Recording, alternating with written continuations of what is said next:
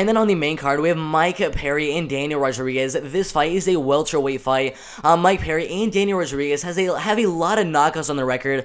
Mike Perry, I believe, has 10 or 11 knockouts on his record, mostly at the beginning of his career, so 11 knockouts and 3 decision wins.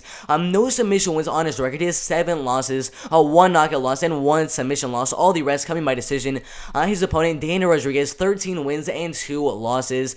He's currently 34 years old. I'm not sure if we saw it before, but he is having the height advantage. He is going to have the reach advantage in the fight. He's 6'1" tall, so a 3-inch height advantage, and then a 3-inch reach advantage for Daniel Rodriguez in the fight. He has 13 wins and 2 losses. If you look at how he wins his fight, so he has 7 knockout wins, 4 submission wins, and 2 decision wins. In my opinion, he has the better grappling, the better wrestling skills in Daniel Rodriguez, and in my opinion, also has the better striking. I think all around in this fight with Daniel Rodriguez and Mike Perry. To be honest, I think Daniel Rodriguez, everywhere the fight goes, I think he will have the advantage. Some people might think that Mike Perry might have a little bit of a wrestling advantage, maybe a little bit of a striking advantage, something like that. But overall, I think Daniel Rodriguez is going to win the fight wherever the fight goes. If you look at his last couple of fights inside of the UFC, on Dana White's Contender Series, he landed 4 takedowns in the fight, 108 significant strikes to 95 significant strikes to get a unanimous decision. Got a guillotine against Tim Means, got a knockdown on the fight, even attempted the submission, got the submission in the second round. He did a dominant decision win over Gabe Green, got 1 takedown in the fight against Dwight Grant, got the knockdown, got 3 knockdowns in the fight, and got the knockout in the first round. Against Nicolas Dalby, 83 significant strikes to 50 significant strikes. If you look at the matchup preview, this is very, very interesting for this fight. So Daniel Rodriguez is the southpaw in the fight, has the reach advantage, has the height advantage, but guess what, guys? His striking in the fight is way, way different. So Daniel Rodriguez lands 7.68 significant strikes per minute.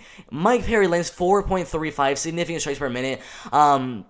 Daniel Rodriguez just lands way more strikes than Mike Perry does. Has a really good striking defense. Has really good takedowns. He lands at 90% of his takedowns.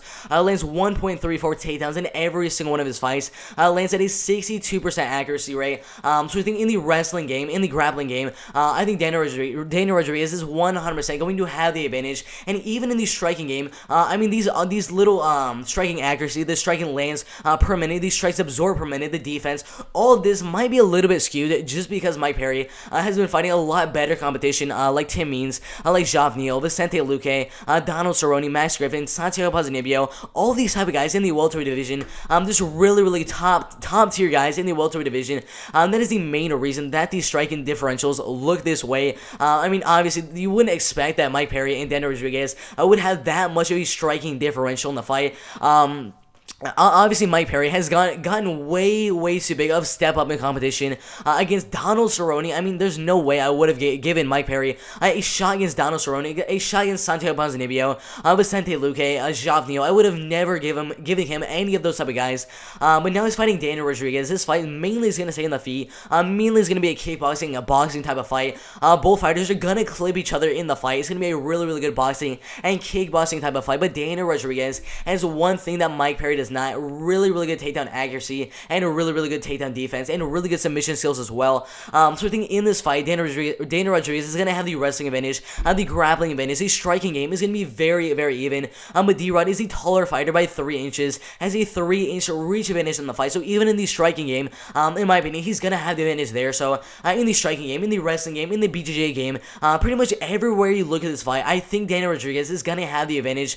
Even though he is 34 years old, I still think everywhere you look at the fight, even in the cardio, even in his chin, pretty much everywhere, I'm going to have Daniel Rodriguez winning the fight. I think it's going to be a very interesting fight on the feet. In the grappling game, I will give Daniel Rodriguez the advantage. So overall, I think it's going to be a close fight. Mike Perry could win one of the rounds, could clip Daniel Rodriguez in the fight, but overall, I'm going with Daniel Rodriguez to win the fight by 30-27 unanimous decision.